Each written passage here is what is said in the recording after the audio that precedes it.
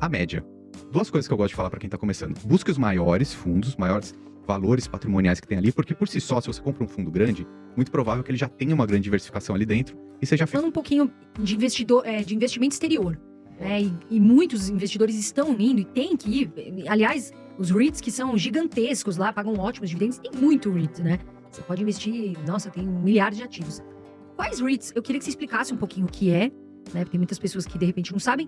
E quais que você gosta, os setores que você vê como muito positivos? Né? Então a gente tem REITs lá com 2 mil imóveis, 3 mil imóveis. E aqui a gente pega fundos imobiliários de tijolo com 15, 20 imóveis. Né? Então lá é muito maior o mercado, com muito mais possibilidades de chance de crescimento quanto a cota. Até porque os dividendos nos Estados Unidos, eles têm 30%, né, de retenção de imposto na fonte. Aqui nesses REITs que você falou, eu tenho todos. Eu também acho que assim, estão entre os maiores, entre...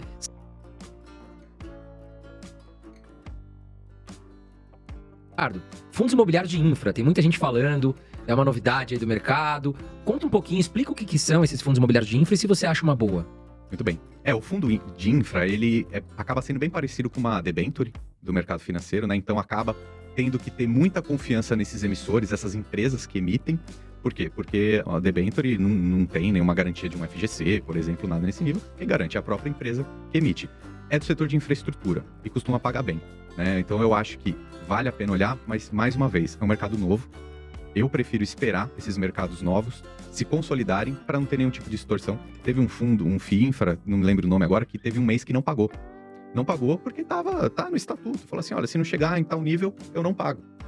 Os cotistas ficaram desesperados. Falaram, poxa, mas o que está acontecendo? Mais uma vez, entenda aquilo que você está investindo. Se estava dentro do contrato, do estatuto daquele fundo, é normal, pode acontecer, né?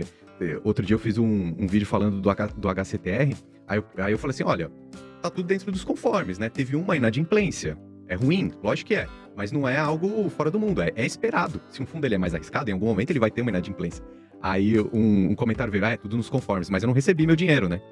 Mas é o risco que você está correndo dentro daquela característica. E não é que você não recebeu todo o seu dinheiro, foi aquele percentual daquele devedor, né? Então, o investidor ele tem que saber o que ele está investindo, mas também ter calma que algumas situações elas podem ser resolvidas. Legal, agora para quem quiser pesquisar sobre fundos imobiliários de infra, Ricardo, você tem de cabeça alguns códigos de alguns fundos imobiliários que estão aí trabalhando nesse setor? Sinceramente, não acompanho muito. Tá. Agora, falando um pouquinho de investimento exterior, né? E muitos investidores estão indo e tem que ir. Aliás, os REITs que são gigantescos lá, pagam ótimos dividendos, tem muito REIT, né? Você pode investir, nossa, tem milhares de ativos. Quais REITs? Eu queria que você explicasse um pouquinho o que é, né? Porque tem muitas pessoas que de repente não sabem. E quais que você gosta, os setores que você vê como muito positivos? Excelente. Eu acho que o mercado americano, ele faz sentido para qualquer investidor, né? E hoje em dia é muito fácil investir lá fora, e isso é um benefício muito grande que a gente tem aqui como brasileiros, é poder ganhar em dólar também. Vale a gente ressaltar que os dividendos que as empresas norte-americanas pagam costumam ser um pouco menores do que os dividendos no Brasil, tá? Mas investidores, não se assustem, é normal, porque é uma economia mais sólida e mais segura, né? Então, acho que faz sentido sim investir. Lá nos Estados Unidos, a espécie de fundos imobiliários que eles têm lá se chamam REITs, né? Que são ações, na verdade são empresas, não são fundos, mas são do setor imobiliário, né? Então, uma primeira característica muito diferente dos REITs para os fundos imobiliários é que os REITs eles têm um histórico muito alto de valorização, tá? Porque são empresas, não são fundos, então eles não distribuem tanto dividendo igual aqui no Brasil, né? Porque um fundo ele basicamente é isso, né? Ele gera receita, pega 95% do lucro e distribui em dividendo. É muito difícil crescer o fundo imobiliário, ele só cresce através de novas emissões, etc. Já uma empresa, que é um REIT norte-americano, tem muito mais potencial, capacidade gerencial mesmo de crescer. Então os REITs, historicamente, eles têm um crescimento assim absurdo. Se a gente tem alguns estudos de 20 anos mostrando que é a classe de ativos nos Estados Unidos que mais valorizou, algo em torno assim de 10% ao ano. Para o mercado norte-americano, que é tão seguro como isso é muita coisa, é bastante alto. E o legal dos REITs também, Ricardo, complementando o que você está falando, lá foi o que você falou, eles podem se alavancar, que os fundos imobiliários eles não podem. Então, se eles vão crescer, eles têm que crescer fazendo subscrições, emitindo novas cotas para o mercado. É um processo muito mais burocrático e difícil. Já lá, os REITs nos Estados Unidos funcionam como empresas, né, Ricardo? Então, eles podem captar empréstimos e muitas vezes empréstimos a taxa de juros baixíssimas, que a taxa de juros até então nos Estados Unidos vinha baixa, agora está subindo. E aí eles podem o quê? Comprar outros imóveis, né? Então a gente tem REITs lá com 2 mil imóveis, 3 mil imóveis. E aqui a gente pega fundos imobiliários de tijolo com 15, 20 imóveis, né? Então lá é muito maior o mercado, com muito mais possibilidades de chance de crescimento quanto a cota. Até porque os dividendos nos Estados Unidos, eles têm 30%, né, de retenção de imposto na fonte. Aqui no Brasil é isento. Para investidor Para internacional. investidor, exato. O americano não paga, mas nós que investimos Sim. lá pagamos. Esses 30%. A gente até teve aqui com uma pessoa, ele falou assim, o Brasil e os Estados Unidos têm um acordo bilateral contra o imposto, né? Então assim, beleza, vamos deixar os brasileiros investir aqui. Só que de alguma forma eu preciso que Fica lá. um percentual do imposto fique aqui comigo. Sim. Então, os 30% de dividendos, tanto em ações como REITs, fica pra mim aqui governo americano. E os 15%, caso tenha lucros, vendeu mais de 35 mil reais, enfim, aí fica com o governo brasileiro. É um acordo entre Estados Unidos e Brasil. E eu acho né, muito cara? legal a gente falar sobre os REITs, porque o brasileiro está acostumado com investimento imobiliário, já se acostumou com os fundos imobiliários, tá na boca de todo mundo aí, mais de 2 milhões, acho que, de brasileiros investem em FIIs. A gente tem um mercado tão bom e tão grande como os REITs, que é muito parecido, é muito fácil de entender também, e não tem tanto brasileiro ainda que foi para lá. Então acho legal a gente bater esse papo, porque, olha, se você investe num fundo de laje corporativa no Brasil, que tem imóveis na Faria Lima, escritórios na Faria Lima, cara, investir em escritórios de Manhattan, em Nova York, é a mesma coisa. É muito parecido esse investimento. Tem um fundo imobiliário lá, um REIT, na verdade, nos Estados Unidos, que se chama SLG. E, nossa, tá apanhando muito nesses últimos 2 anos, por quê?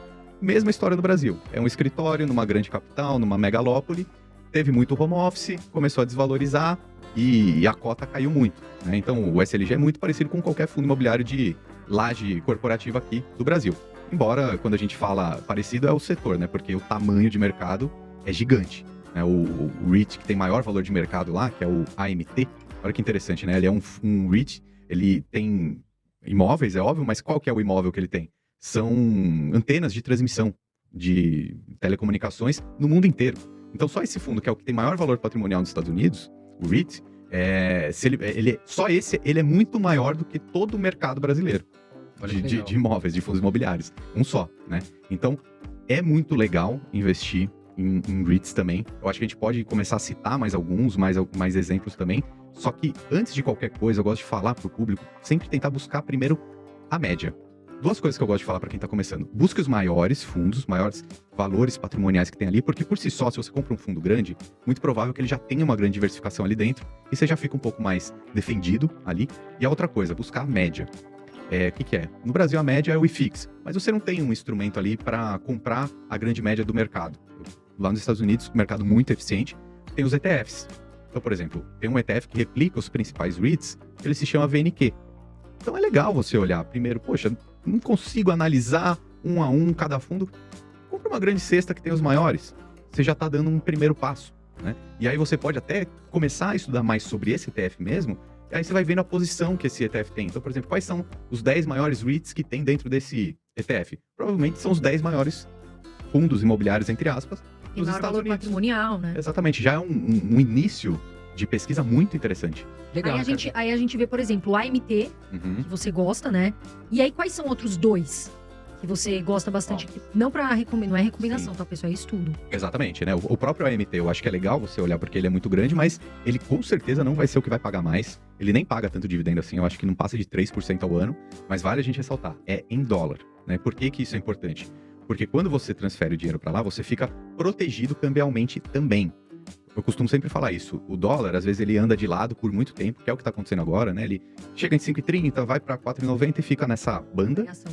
Mas, em alguns momentos específicos, ele dispara. Então, qualquer investimento que você for comparar contra o IVVB11, por exemplo, que é a grande média das ações americanas, o S&P 500, negociado no Brasil, então você colocou a média das ações americanas mais o câmbio, esse investimento bate qualquer outra coisa. Bate o CDI, bate o Ibovespa, bate fundos imobiliários. Por quê? Por causa do câmbio. Sim. Em períodos pequenos, é muito difícil você ver uma variação tão grande do dólar. Mas quando você abre as janelas de mais anos, o dólar, ele cresce muito. Então, o investimento nos Estados Unidos, além de você estar investindo numa economia muito segura, você tem essa proteção cambial. Então, faz muito, muito sentido. Mesmo que seja, de repente, um REIT que não vai pagar tanto dividendo assim quanto os fundos imobiliários, mas você tem a proteção cambial, que faz sentido. Legal também a gente olhar no mercado de REITs, é que tem alguns setores muito parecidos. Então, por exemplo, já citei de exemplo, um fundo imobiliário que é muito parecido com as lajes corporativas aqui no Brasil. O REIT, o SLG, são escritórios em Nova York. Dá para você entrar na internet, pesquisar o relatório gerencial, você vai ver que são imóveis muito bons. Mas é muito grande e está passando por problemas. A gente tem o setor industrial lá, setor que seria parecido com logística aqui no Brasil. Cara, também tem muita coisa lá. Tem um que se chama STAG, STAG, vale a gente ressaltar também que é engraçado e diferente aqui no Brasil, que aqui as siglas são iguaizinhas, né? Se a gente olhar um fundo imobiliário, é MXRF 11. Tudo tem o mesmo formato. Lá nos Estados Unidos, não. O STAG, por exemplo, tem 4 letras. STAG. O SLG, 3. SLG. Então, se você entrar no seu home broker para comprar, você coloca essa sigla, né? Tem um outro que aí já é uma classe diferente, é um pouco mais de varejo, assim, é quase parecido com o de renda urbana, que ele se chama Realty Income. Ele é só a sigla O. E esse daí é um que paga dividendo todos os meses. Então, é um setor parecido. E lá nos Estados Unidos também tem vários outros setores, por exemplo, data center. Então, é praticamente tecnologia. Muitos de residenciais, saúde, supermercado. É uma classe de ativos bem legal para se olhar. Inclusive, eu tenho todos esses REITs que você falou, eu tenho todos. Eu também acho que, assim, estão entre os maiores, entre